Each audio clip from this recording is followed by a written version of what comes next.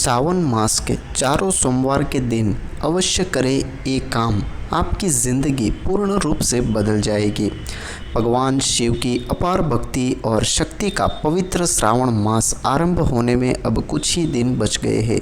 सावन के इस महीने में शिव और शक्ति दोनों की सम्मिलित रूप से पूजा की जाती है।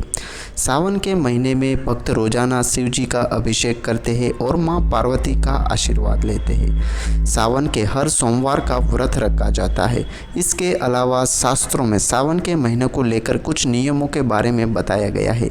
ये नियम खान पान के अलावा मनुष्य के आचरण के लिए भी बताए गए हैं। इसका पालन करेंगे आप सावन महीने के चारों सोमवार के दिन, तो आपकी ज़िंदगी अवश्य पूर्ण रूप से बदल जाएगी।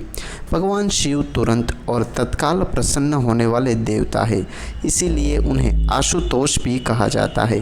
तो आइए जानते हैं भगवान शिव को कौन सी वो प्रिय सामग्री है जिसे सोमवार के दिन कार्य में लाने से भोलेनाथ आपकी हर मनोकामना पूरी करते हैं। शिव पुराण में कहा गया है कि भगवान शिव स्वयं जल है। शिव पर जल चढ़ाने का महत्व भी समुद्र मंथन की कथा से जुड़ा है। अग्नि के समान विष पीने के बाद शिव का कंठ एकदम नीला पड़ गया था। विष की उष्णता को शांत करके शिव को शीतलता प्रदान करने के लिए समस्त देवी देवताओं ने उन्हें जल अर्पित किया। इसीलिए भगवान शिव की पूजा में सोमवार के दिन विशेष तौर से जल का विशेष महत्व बताया गया है। बिल्ली पत्र भगवान के तीनों नेत्रों का प्रतीक है। बिल्ली पत्र अतः 3 पत्तियों वाला बिल्ली पत्र शिव जी को अत्यंत प्रिय भी है। परंतु प्रभु आशुतोष के पूजन में अभिषेक व बिल्ली पत्र का प्रथम चांद आपको रखना चाहिए। ऋषियों ने कहा है कि बिल्ली पत्र भोले भंडारी को चढ़ाना एवं 1 करोड़ कन्याओं के कन्यादान का फल एक समान है। भगवान के 3 नेत्रों का प्रतीक है बिल्ली पत्र। इससे आपको बहुत ही शुभ फल की प्राप्ति होती है अगर आप सावन महीने के चारों सोमवार के दिन भगवान शिव के शिवलिंग के ऊपर बिल्ली पत्र चढ़ाते हैं। तो इसके बाद है आंकड़ा।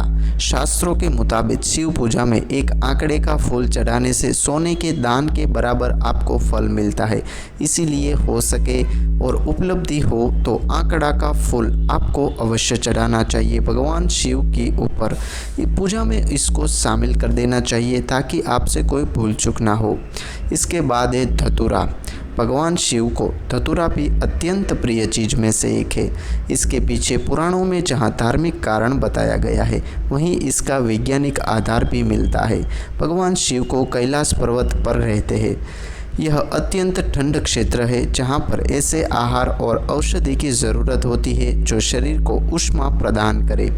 वैज्ञानिक दृष्टि से धतूरा सीमित मात्रा में लिया जाए तो औषधि का कार्य करता है और शरीर को अंदर से गर्म करता है, जबकि धार्मिक दृष्टि से इसका कारण देवी भागवत पुराण में भी बताया गया है।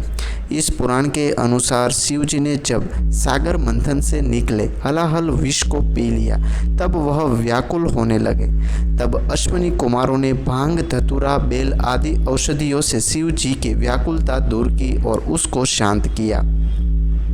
उस समय से ही शिव जी को भांग धतूरा अत्यंत प्रिय है। शिवलिंग पर केवल धतूरा ही न चढ़ाए बल्कि अपने मन और विचारों की कड़वाहट भी अर्पित करें। इससे आपकी ज़िंदगी पूर्ण रूप से बदल जाएगी। भगवान शिव हमेशा ध्यानमग्न रहते हैं।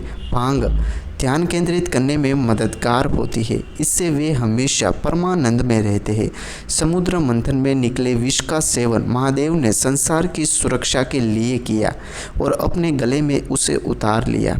भगवान को औषधि स्वरूप भांग दी गई, लेकिन प्रभु ने हर कड़वाहट और नकारात्मकता को आत्मसात किया, इसीलिए भांग भी उन्हें बहुत प्रिय है। भगवान शिव को इस बात के लिए भी जाना जाता है कि इस संसार में व्याप्त हर बुराई और हर नकारात्मक चीज को अपने भीतर ग्रहण कर लेते हैं और अपने भक्तों की विष से रक्षा करते हैं। भगवान श्री भोलेनाथ। कपूर भगवान शिव का प्रिय मंत्र है कपूर गौरम करुणा अवतारम, यानी जो कपूर के समान उज्जवल है। कपूर की सुगंध वातावरण को शुद्ध और पवित्र बनाती है। भगवान भोलेनाथ को इस महक से प्यार है, अतः कपूर शिव पूजन में अनिवार्य है। अगर जब भी आप सोमवार के दिन, खास करके सावन मास के सोमवार के दिन भगवान शिव की पूजा करने जाए तो उसमें कपूर अवश्य शामिल करें। इसके बाद है दूध। श्रावण मास में दूध का सेवन निषेध है। दूध इस मास में स्वास्थ्य के लिए गुणकारी की बजाय हानिकारक हो जाता है। इसीलिए सावन मास में दूध का सेवन न करते हुए उसे शिव जी को अर्पित करने के लिए विधान बताया गया है। इसीलिए सावन मास में शिव भक्त खास कर से दूध का सेवन नहीं करते हैं। इसके बाद है सावन के सोमवार के दिन चावल की बात देखें तो चावल को अक्षत भी कहा जाता है और अक्षत का अर्थ होता है जो टूटा न हो। इस रंग सफ़ेद होता है। पूजन में अक्षत का उपयोग अनिवार्य है। किसी भी पूजन करते समय गुलाल, हल्दी, अबील और कुमकुम अर्पित करने के बाद अक्षत चढ़ाए जाते हैं। अक्षत न हो तो शिव पूजा पूर्ण नहीं मानी जाती है। यहाँ तक कि पूजा में आवश्यक कोई सामग्री उपलब्ध हो तो उसके एवज में चावल चढ़ाए जाते हैं। चंदन भी बहुत ही अनिवार्य चीज़ है। चंदन का सुगंध शीतलता से है। भगवान शिव मस्तक पर चंदन का त्रिपुंड लगाते हैं। चंदन का प्रयोग अक्सर हवन में किया जाता है और इसकी खुशबू से वातावरण और खिल जाता है। यदि शिव जी को चंदन चढ़ाए जाए तो इससे समाज में मान सम्मान, यश की बढ़ोतरी आपके जीवन में होती है। इसके बाद आता है भस्म। इसका अर्थ पवित्रता में छिपा है। वह पवित्रता जिसे भगवान शिव ने एक मृत व्यक्ति की जली हुई चिता में खोजा है, जिसे अपने तन पर लगाकर वे उसे पवित्रता को सम्मान देते हैं। कहते हैं कि शरीर पर भस्म लगाकर भगवान शिव खुद को मृत आत्मा से जोड़ देते हैं। उनके अनुसार मरने के बाद मृत व्यक्ति को जलाने के पश्चात बची हुई राख में उसके जीवन का कोई कण शेष नहीं रहता। ना उसके दुख, ना उसके सुख, ना उसकी कोई बुराई और ना ही उसकी कोई अच्छाई बचती है। इसीलिए वह राख बिल्कुल पवित्र होती है। उसमें किसी प्रकार का गुण अवगुण समाहित नहीं होता है। ऐसी राख को भगवान शिव अपने तन पर लगाकर सम्मानित करते हैं। यह एक कथा में भी शामिल है कि पत्नी सती जब स्वयं को अग्नि के हवाले कर दिया तो क्रोधित शिव ने उनकी भस्म को अपनी पत्नी की आखिरी निशानी मानते हुए तन पर लगा लिया, ताकि सती भस्म के कारण हमेशा उनके साथ ही रहे। इसके बाद है रुद्राक्ष। भगवान शिव ने रुद्राक्ष उत्पत्ति की कथा पार्वती जी से कही। एक समय भगवान शिव जी ने 1000 वर्ष तक समाधि लगाई। समाधि पूर्ण होने पर जब उनका मन बाहरी जगत में आया, तब जगत के कल्याण की कामना वाले महादेव ने अपनी आंख बंद की। तभी उनके नेत्र से जल के एक बिंदु पृथ्वी पर गिरे। उन्हीं से रुद्राक्ष वृक्ष उत्पन्न हुए और शिव की इच्छा से भक्तों के हित के लिए समग्र देश में फैल गए। उन वृक्षों पर जो फल लगे वही रुद्राक्ष है। तो सावन मास के चारों सोमवार के दिन ये 11 कार्य आपको करने चाहिए। आपकी ज़िंदगी नाटकीय रूप से परिवर्तन हो जाएगी।